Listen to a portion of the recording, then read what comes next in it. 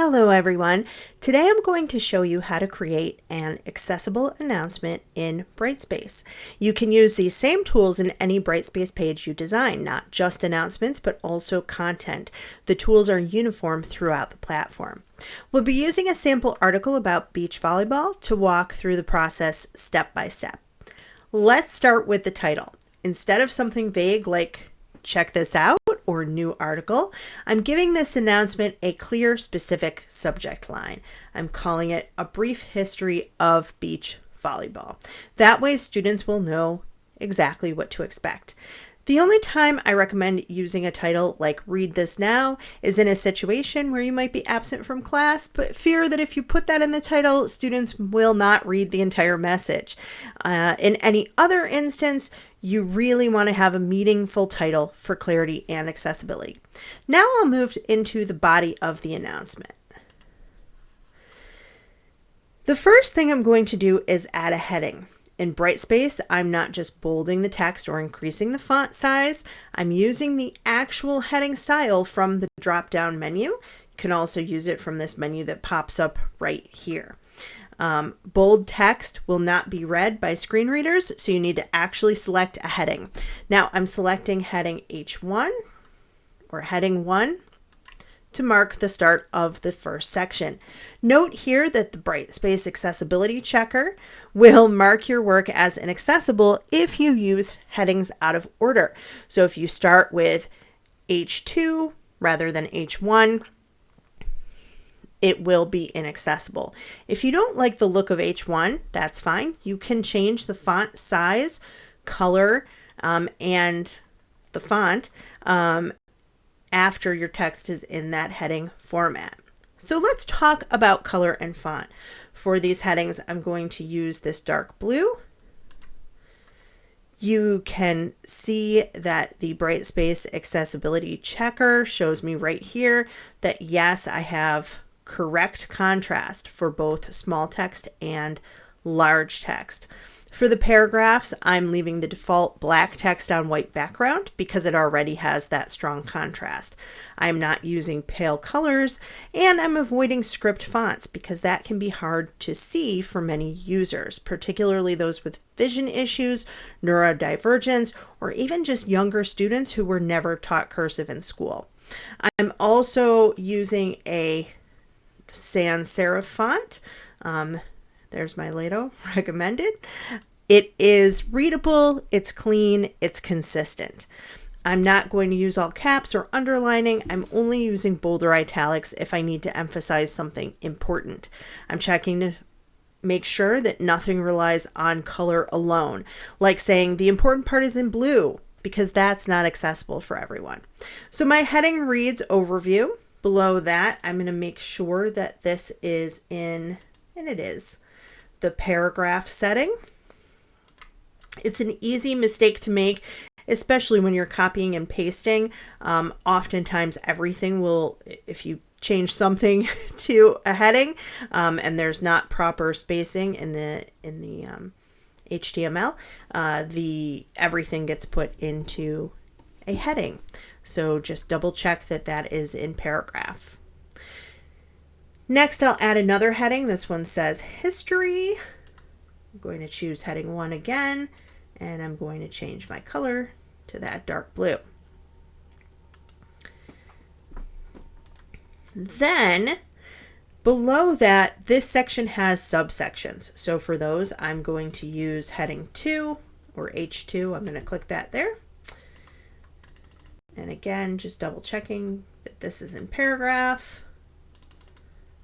So highlighting those sections and clicking H2 so that now each one of my subsections is in heading 2. The rules will also be H1. This is heading 1. And then faults underneath it is going to be heading 2 because that's a subsection of the rules. Make sure that my color is consistent. There we go. Now, under the rules, there is supposed to be a bullet pointed list. The accessibility checker will check you on that sometimes, and it will say, should this be in list form? I'm going to highlight that text, go up here to my bullet points, and make this into a bulleted list. And the whole thing went. Sometimes you'll find that just the first is bulleted, and then you have to backspace and enter each subsequent line. So that's just something to watch for.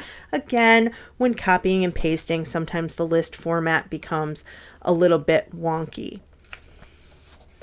Now, finally, I'm going to go up into my pictures to make sure that I have meaningful alt text. If you recall from our other modules, alt text shows screen readers what is in the picture. So I right click and I click image. This has no alt text. This is from the OCC Beach Volleyball Club in 1924. Poses for a group photo.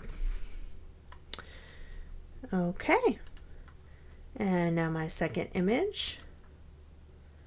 This is a still from the movie Top Gun, and the alt text here reads Top Fun, which is amusing but would mean absolutely nothing to someone with a screen reader. So instead, I'm going to put in 1986 Top Gun movie still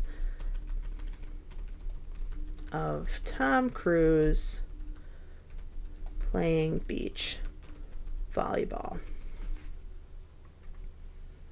And that's in our subsection of the 80s and 90s. Now I want to include this link to the article here at the bottom so that my students could read the entire thing. I'm going to click on edit the link. I don't want to have text here that just reads something like click here and nothing else. I don't want it to say read more. I also don't want an extremely long URL because a screen reader will read each piece of that. So if you find an article, sometimes, especially if it's nested on a website, the URL is extremely long. That's a lot to sit through, and a person with a screen reader might not know if there's other things coming up next. So I'm going to say, instead of just click here, I'm going to say click this link to read the full article, The History of Beach Volleyball. Now students know exactly where the link goes, even if they're using a screen reader, and they also know that they should click it. So I put apply, and now you can see that that URL has turned into my text. Then I'm going to click up here for the accessibility checker. No issues detected. It's a great last step just to make sure that you haven't missed anything. I will say this announcement is a little bit longer than what we normally recommend, but in this instance, I wanted it to be long enough for you to see all the accessibility tools at your disposal. So that is it. If I click out, the announcement is now clear, accessible, ready for all students, whether they're using a laptop, a phone, or assistive technology. I hope that this has helped.